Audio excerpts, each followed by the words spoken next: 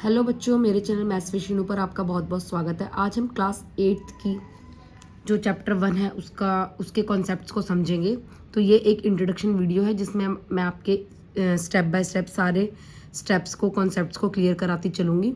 तो चलो पहले से स्टार्ट करते हैं। पहले जो चीज़ें आपने पढ़ी हैं 7th क्लास में उनको थोड़ा सा पढ़ लेते हैं, फिर हम आगे चीज़ें समझेंगे देखेंगे। तो आपने नेचुरल नंबर पढ़ा है। नेचुरल नंबर कौन से होते हैं? जो 1 से स्टार्ट होते हैं, 1 2 3 काउंटिंग नंबर्स को ही नेचुरल नंबर बोला जाता है। और दूसरा कौन सा आता है? दूसरा आता है आपका होल नंबर, जो कि तो होल नंबर कौन से नंबर होते हैं? जो 0 से स्टार्ट होते हैं, काउंटिंग नंबर ही होते हैं सारे। उसके बाद आते हैं इंटीजर्स। इंटीजर्स आपको पता ही है, जैसे 0 1 2 3 के साथ साथ क्या होता है, नेगेटिव भी आ जाते हैं, -1 -2 -3 -4। तो 0 आपका ना पॉजिटिव होता है ना नेगेटिव होता है। तो इसमें इंटीजर्स किसको मिलाकर, पॉजिटिव और नेगेटिव नंबर्स को मिलाकर आपके इंटीजर्स बनते हैं। नेचुरल नंबर जो 1 से स्टार्ट होते हैं, काउंटिंग नंबर्स को ही नेचुरल नंबर कहा जाता है। और होल नंबर वो नंबर होते हैं जो 0 से स्टार्ट होते हैं। इंटीजर्स वो होते हैं जिसमें प्लस के साथ साथ आपके नेगेटिव नंबर्स भी आ जाते हैं। तो नेक्स्ट आता है आपका टॉपिक रैशनल नंबर, जिस पर आपका ये चैप्टर 1 बेस्ड है। तो रैशनल नंबर को हम अच्छी तरह से समझ लेंगे। ये भी आपने वैसे 7th क्लास में थोड़ा बहुत पढ़ा ही होगा इसके बारे में कि रैशनल नंबर कौन से नंबर होते हैं। तो रैशनल नंबर वो नंबर होते हैं जिनको आप p/q की फॉर्म में लिख सकते हो। p एंड q आपके इंटीजर्स होते हैं, मतलब माइनस भी हो सकते हैं प्लस भी हो सकते हैं, लेकिन q आपका 0 नहीं हो सकता, यानी कि आप p/q की फॉर्म में उनको लिख सकते हो। इंटीजर्स होते हैं, लेकिन आपका q जो है 0 के इक्वल नहीं होना चाहिए। ये आपने पढ़ा है अब तक, ठीक है। तो इस चैप्टर में जो आप है, इसकी जो प्रॉपर्टीज़ है, रैशनल नंबर को लेकर जो प्रॉपर्टीज़ बताई गई हैं उनको आप डिटेल में पढ़ने वाले हैं। जो पहली प्रॉपर्टी है इसकी, वो है इसकी क्लोजर प्रॉपर्टी। तो उसको हम समझ लेते हैं। पहली आती है क्लोजर प्रॉपर्टी। क्लोजर प्रॉपर्टी में आप ये चेक करते हो कि क्या रैशनल नंबर को एडिशन, सब्ट्रैक्शन, मल्टीप्लिकेशन और डिवीजन करने पर ही रैशनल नंबर आता है। मतलब जब आप रैशनल नंबर लेते हो, आप उसका एडिशन करते हो, आप उसका सब्ट्रैक्शन करते हो, आप उसमें मल्टीप्लिकेशन करते हो या आप उसमें डिवीजन करते हो, तो आपका जो आउटपुट निकल के आता है, जो आपका आंसर आता है, क्या वो भी रैशनल नंबर आता है? तो वही आपकी क्लोजर प्रॉपर्टी होती है। इसमें हम यही चेक करते हैं। तो आप ये लिखोगे यहाँ पे, जैसे देखो हम एग्जाम्पल ले लेते हैं। मान लो एडिशन का ले लेते हैं एक एग्जाम्पल। मान लो मैंने एक नंबर दिया है a+b+ करना है c+d। ये नंबर ऐसे दे रखे हैं आपको। तो एग्जाम्पल ले लो, 1/2 दे रखा है प्लस 2/2 दे रखा है, 1/2 प्लस 2/2। तो जब आप इनको ऐड करते हो तो देखो इसका क्या आएगा। जब आप इसको कैलकुलेट करोगे तो इसका आपके पास आ जाएगा, इसका एलसीएम लोगे 2 और 2 का, देखो इस तरीके से एलसीएम लिया जाता है। तो 2 1 2 2 1 2, तो एलसीएम 2 आ गया। नीचे वाले से हम डिवाइड करते हैं और ऊपर वाले से हम मल्टीप्लाई करते हैं। जब मैंने 2 को 2 से डिवाइड करा तो मेरे पास 1 आया, और 1 को जब मैं 1 से मल्टीप्लाई करूँगी तो भी 1 ही आएगा।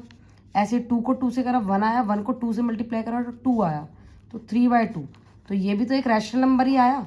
तो एडिशन में जब हम इसको क्लोजर प्रॉपर्टी में जब हम रैशनल नंबर को ऐड करते हैं तो हमारा आउटपुट जो आंसर आता है वो भी एक रैशनल नंबर ही आता है। दूसरा क्या है, सब्ट्रैक्शन में चेक करते हैं अब। सब्ट्रैक्शन में मान लो 2/3 -1/3, ये दो नंबर दे रखे हैं आपको। तो देखो 3 का तो एलसीएम 3 ही आएगा। नीचे से डिवाइड करूंगी 1 आएगा, 1 को 2 से मल्टीप्लाई करूंगी 2 आएगा। -3 को 3 से डिवाइड करा 1 आया, 1 को 1 से मल्टीप्लाई करा तो भी 1 ही आया। तो 2 में से 1 गया, 1/3। देखो हमेशा जब आप इस तरीके से आंसर लिखते हो तो इस चीज़ का आपको बहुत ध्यान रखना है कि साइन कौन सा आएगा, प्लस का साइन आएगा या माइनस का साइन आएगा।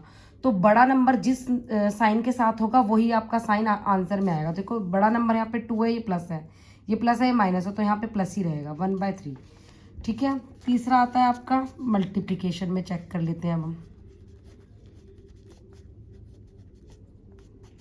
मल्टीप्लिकेशन में जैसे a/b को मल्टीप्लाई करना है c/d से। तो जैसे मैंने लिखा 2/4 को मैं मल्टीप्लाई कर देती हूँ 1/4 से, तो क्या आएगा मेरा, 2 को 1 से मल्टीप्लाई करा 2 आया, 4 को 4 से करा 16 आया, 2 × 2, 2 8 16, 1/8 आया। ये अगर मान लो यहाँ पे 1 भी आएगा ना तो वो भी एक रैशनल नंबर है। क्यों वो एक रैशनल नंबर है? क्योंकि 1 के नीचे आप क्या लगा सकते हो? 1 लगा सकते हो, वो भी एक रैशनल नंबर है। लेकिन 1 0 नहीं आना चाहिए, ठीक है? क्योंकि आपने क्या पढ़ा है कि आपका p/q की फॉर्म में हुआ ना, ये तो आपने पढ़ा q कभी 0 नहीं होना चाहिए, ठीक है? तो ये आपको याद रखना है। 1/8 क्या है, या 1 भी आता है, अगर मान लो कोई नंबर नॉर्मल भी आ जाता है, 2 आ जाता है, 3 आ जाता है, तो ये सारे ही ये आपके रैशनल नंबर हो गए, क्योंकि आप इनके नीचे 1 डाल सकते हो और इसको रैशनल बना सकते हो, तो रैशनल नंबर हो गए ये। अगला आता है डिवीजन।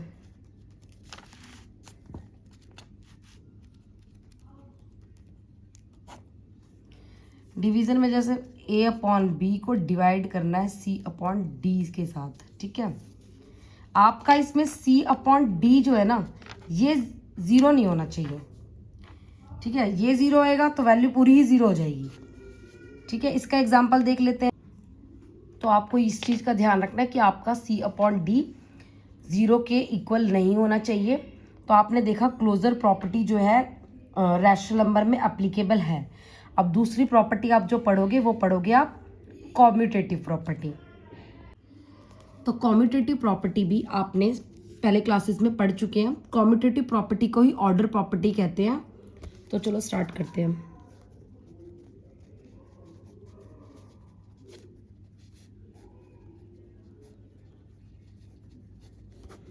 कॉम्यूटेटिव प्रॉपर्टी में क्या होता है, जैसे आपने इंटीजर्स में या उसमें पढ़ी हुई है वो नेचुरल नंबर और उसमें होल नंबर्स में, जैसे मान लो मैंने लिखा a+b, अगर मैं b+a भी लिखूं तो मेरा आंसर सेम ही आएगा।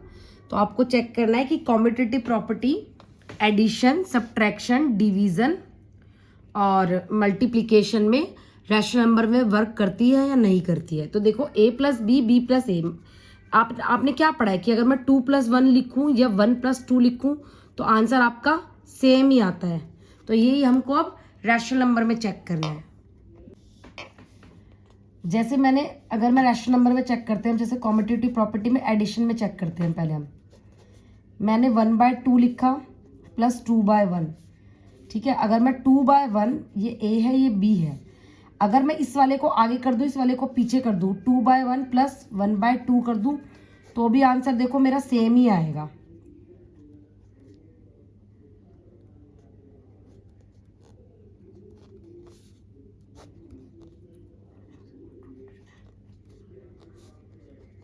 आप देख रहे हैं सेम आंसर आ रहा है दोनों में, ठीक है? तो कॉम्यूटेटिव प्रॉपर्टी आपकी रैशनल नंबर के एडिशन में वर्क करती है। तो अब हम दूसरा चेक करते हैं सब्ट्रैक्शन में। सब्ट्रैक्शन में क्या होगा,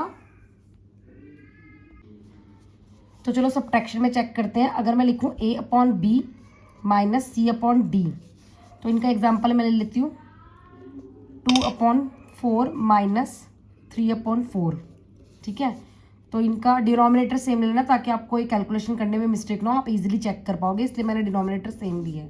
तो इसका 4 आ जाएगा, 2 - 3, तो ये आ गया -1/4। मैंने आपको बताया था जो साइन बड़े नंबर के साथ होता है वही आंसर में आता है। तो आंसर आ रहा है मेरा -1/4। अब मैं इनका रिवर्स कर देती हूँ तो क्या आएगा, तो हम लिख देते हैं यहाँ पे 3/4 माइनस 2/4, 4 आया, 3 - 2, 3 में से 2 गया 1/4। तो यहाँ देखो ये प्लस का आ रहा है, लेकिन यहाँ पे माइनस का आ रहा है। तो यहाँ सब्ट्रैक्शन में आपका ये कॉम्यूटेटिव प्रॉपर्टी वर्क नहीं करती है रैशनल नंबर में। तो हमने देखा कि कॉम्यूटेटिव प्रॉपर्टी एडिशन में वर्क करती है लेकिन सब्ट्रैक्शन में वर्क नहीं करती है। तो अब हम मल्टीप्लाई में चेक करते हैं कि मल्टीप्लिकेशन में ये वर्क करती है या नहीं करती है। a/b मल्टीप्लाई c/d, और इसका मैं उल्टा कर देती हूँ, अगर c/d मल्टीप्लाई a/b। अब यहाँ पे नंबर ले लेते हैं हम, 1/2 ले लेते हैं, 2/3 ले लेते हैं। यहाँ पे 2/3 मल्टीप्लाई 1/2। देखो 2 को 2 से मल्टीप्लाई करो, 2 आया, 2 3 = 6 आया, 2 1 = 2, 2 3 = 6, 1/3 आया आंसर। और इसका भी मल्टीप्लाई करा जब आपने 2 1 = 2, 3 2 = 6, 2 1 = 2, 2 3 = 6, 1/3 आया। तो आपने देखा कि कॉम्यूटेटिव प्रॉपर्टी मल्टीप्लिकेशन में भी वर्क करती हैं। Let's check in division. Division का एग्जांपल ले लेते हैं। देखो पहले मैं लिख देती हूँ a upon b divided by c upon d. तो जब मैं इसका उल्टा करूंगी c upon d divided by a upon b, ये होगी कॉम्यूटेटिव प्रॉपर्टी के अकॉर्डिंग लिख दिया मैंने। कैसे लिखते हैं? Order property. ठीक है, तो अब इसका एग्जांपल ले लेते हैं। जैसे मैंने लिख दिया 2 अपॉन 4 डिवाइडेड बाय 8 अपॉन 4। ठीक है, तो देखो जब इस तरीके से होता है ना तो हम क्या करते हैं, देखो ऐसे तो आप डायरेक्ट इसको कर नहीं पाओगे, अगर आप लिखोगे तो इसको ऐसे लिख दोगे 8 अपॉन 4। तो इसकी जगह हम जब इसको खोलते हैं ना तो हम इसको खोल के क्या करते हैं, जैसे 2 अपॉन 4 लिखते हैं और राइट हैंड साइड की तरफ जो नंबर होता है, जैसे ये वाला नंबर, इसका रेसिप्रोकल कर देते हैं और यहाँ पे मल्टीप्लाई कर देते हैं। तो ये 8 अपॉन 4 डिवीजन का हो जाएगा मल्टीप्लाई, और 8 अपॉन 4 की जगह जो आएगा 4 अपॉन 8। तो अब इसमें काट भी सकते हो, 4 से 4 कैंसिल आउट हो गया, 2 में 2, 2 4 8। आंसर आ गया आपका 1 अपॉन 4। तो अब मैं इसमें लिखती हूँ c अपॉन डी यानी कि 8 अपॉन 4 डिवाइडेड बाय 2 अपॉन 4। ठीक है, अब मैं 8 अपॉन 4 इसको मल्टीप्लाई करूंगी, इसका रेसिप्रोकल कर दूंगी 4 अपॉन 2, 8 4 जा 32 अपॉन 4 2 जा 8, 8 1 जा 8, 8 4 जा 32। तो यहाँ आपका आंसर आया 4 अपॉन 1, और यहाँ पे आया था आपका 1 अपॉन 4। इसका मतलब डिवीजन में आपकी कॉम्यूटेटिव प्रॉपर्टी आपकी एप्लीकेबल नहीं है। ठीक है, इस चीज़ आपको समझ आ गई होगी। अब नेक्स्ट प्रॉपर्टी की तरफ चलते हैं, जो कि है आपकी एसोसिएटिव प्रॉपर्टी। तो पहली थी कॉम्यूटेटिव प्रॉपर्टी, जिसमें आपने देखा कि कॉम्यूटेटिव प्रॉपर्टी सिर्फ एडिशन और मल्टीप्लिकेशन में ही वर्क कर रही थी, डिवीजन और इसमें सब्ट्रैक्शन में वह वर्क नहीं कर रही थी। अब हम एसोसिएटिव प्रॉपर्टी का चेक करेंगे। तो जैसे कि आपने पहले भी पढ़ा है कि एसोसिएटिव प्रॉपर्टी में 3 नंबर्स होते हैं। जैसे कि आपने ये पढ़ा था कि a plus B plus C is equal to B plus C plus A, ये पढ़ा था। मतलब आप किन्हीं भी नंबर का पेयर्स बनाते हो तो वो इक्वली आता है। जैसे मान लो मैंने लिखा 8 प्लस 3 प्लस 2, तो और मैं यहाँ पे लिख सकती हूँ ये मेरा b कितना था, 3 प्लस 2 प्लस 8। तो 8 प्लस 3 कितने हुए मेरे 11, और 2 प्लस करा तो 13 आया, और 8 प्लस 2 10, 10 में 3 प्लस करा तो 13 आया। तो आप देख रहे हो दोनों में ये सेम आ रहा है। अब हम ये तो आपने नॉर्मल नंबर्स को लेकर जो है पेयर बनाए थे। अब हम रैशनल नंबर में पेयर बनाते हैं। जैसे कि मैंने बनाया a upon b plus c upon d plus x upon y, कोई भी नंबर ले सकते हो आप। अगर मैं पहले इन दोनों का पेयर बना दूं, इक्वल होगा a upon b plus c upon d plus x upon y, और इन दोनों का पेयर बना दूं तो ये दोनों इक्वल होंगे। ठीक है, इसमें पेयर करने पड़ते हैं। जैसे कि आपने यहाँ पे a प्लस बी का पेयर बनाया था, यहाँ मैंने c प्लस a का पेयर बना दिया। तभी भी जब मैंने इसको खोला तो आंसर मेरा सेम ही आ रहा था। तो यही आपको अब होल रैशनल नंबर के अंदर चेक करना है। तो मैं इसमें एक में एग्जांपल लेकर आपको दिखा देती हूँ, बाकी में आप चेक करके देखना। जैसे मैंने यहाँ पे ले लिया 2 upon 4 plus 1 upon 4 plus 3 upon 4। ठीक है, मैं यहाँ पर सेम इसलिए ले रही हूँ ताकि आपको कैलकुलेशन करने में कोई प्रॉब्लम ना हो। ठीक है, इसलिए आप भी ये सब चीज़ें करके देख लेना एक बार। तो a अपॉन बी यानी कि 2 upon 4 plus 1 upon 4 plus 3 upon 4, इसको खोल के देख लेते हैं हम। 4 2 plus 1 plus 3 upon 4, 2 upon 4 plus 4 और 4। ठीक है, तो ये आया आपका 3 अपॉन 4 प्लस 3 अपॉन 4, ये आया आपका 3 अपॉन 4 प्लस 3 अपॉन 4 आ गया। यहाँ पे 4 आया, 3 प्लस 3 आया, 6 अपॉन 4 आया। यहाँ पे भी चेक कर लेते हैं ये आ रहा है नहीं आ रहा है।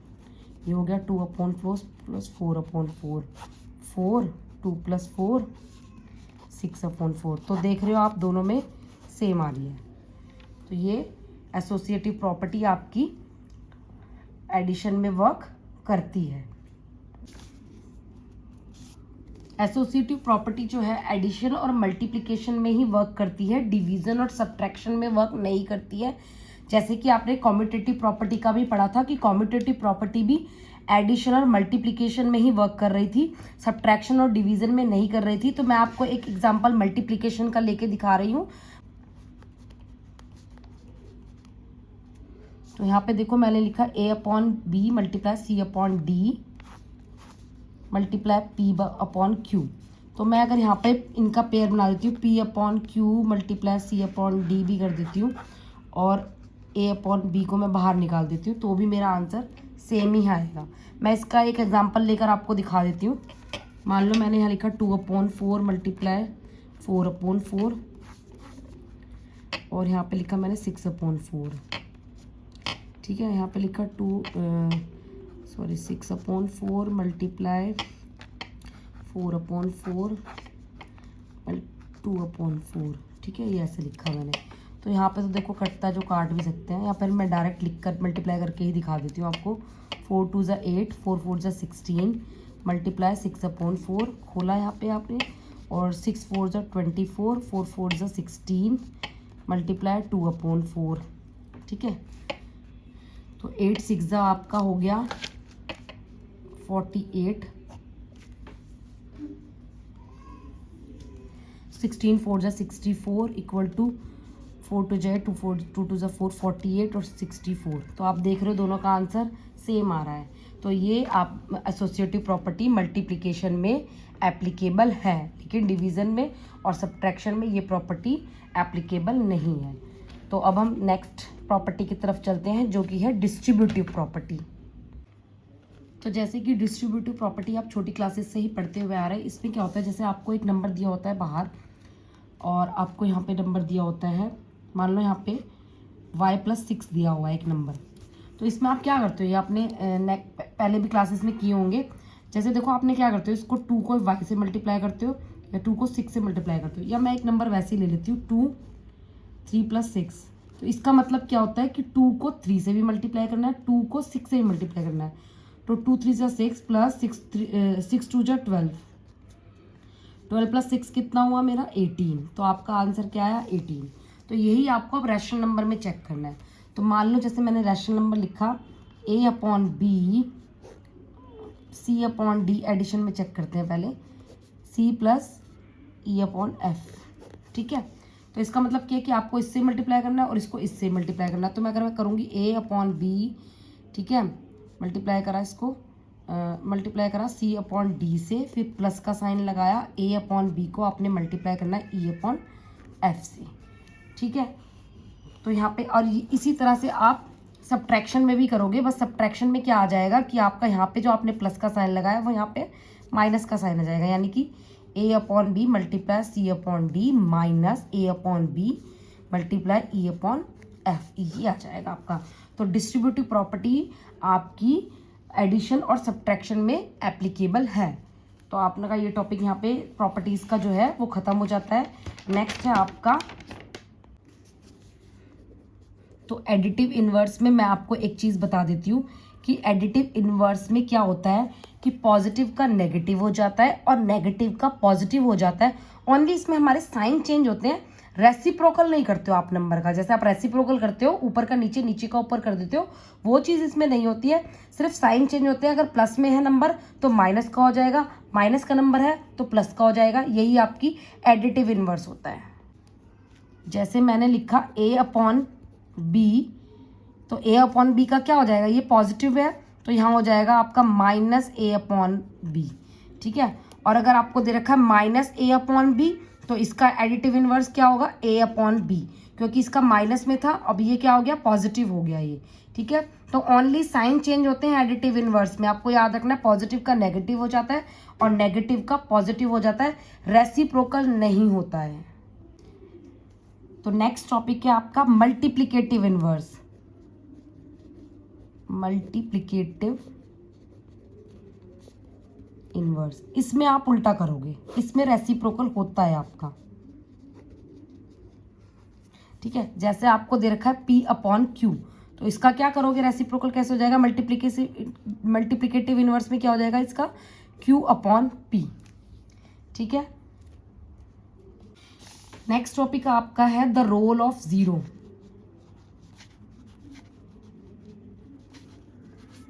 ज़ीरो का क्या रोल है, आपको ये चेक करना है कि होल नंबर के अंदर ज़ीरो का क्या रोल है। मान लो आपको एक नंबर गिवन है 2/4, अगर मैं इसमें ज़ीरो को ऐड करती हूँ तो भी मेरा क्या आएगा, 2/4 ही आएगा। तो अगर मैं देखो, मान लो मैंने प्लस करा, 2 में 0 प्लस करा तो भी मेरे पास वैल्यू क्या आती है, 2 ही आती है। या -5 या -4 में मैंने 0 प्लस करा तो भी मेरे पास -5 या -4 ही आएगा। ठीक है, इंटीजर और होल नंबर में मतलब 0 आपकी वही वैल्यू आ जाती है जो आपकी, जैसे मैंने यहाँ पे 2/4 लिखा, 0 ऐड करा तो मेरी वैल्यू वही आ गई, नंबर ही आ गई। ठीक है, तो यही आपको इसमें चेक करना है। तो मैं ले लेती हूँ, मान लो मैंने यहाँ पे ले लिया। अच्छा, मैंने रैशनल नंबर का तो आपको बता ही दिया है। तो नेक्स्ट टॉपिक है आपका द रोल ऑफ 1। तो रैशनल नंबर में अब जब हम 1 को चेक करते हैं, मान लो मैंने लिखा 3/4, अगर मैंने इसमें 1 से मल्टीप्लाई करा है तो मेरा क्या आएगा, वही आंसर आ जाएगा, मेरा वही नंबर आ जाएगा 3/4। ठीक है, तो होल नंबर के साथ भी चेक कर ले। तो जितने भी टॉपिक्स थे इस चैप्टर में वो सभी कॉन्सेप्ट्स मैंने आपके क्लियर कर दिए हैं। आई होप आपको मेरी ये वीडियो अच्छी लगी होगी, आपके सारे कॉन्सेप्ट क्लियर हो गए होंगे, स्टेप बाय स्टेप आपको सब चीज़ समझ आ गई होगी। तो एक्सरसाइज की वीडियो देखने के लिए या आगे चैप्टर की वीडियोस देखने के लिए मेरे चैनल को लाइक करें, सब्सक्राइब करें, शेयर करें, बेल आइकन ज़रूर दबाएं ताकि आपको मेरी आने वाली वीडियोस की नोटिफिकेशन मिलती रहे। So take care, bye bye, मिलते हैं नेक्स्ट वीडियो में जिसमें हम एक्सरसाइज करेंगे।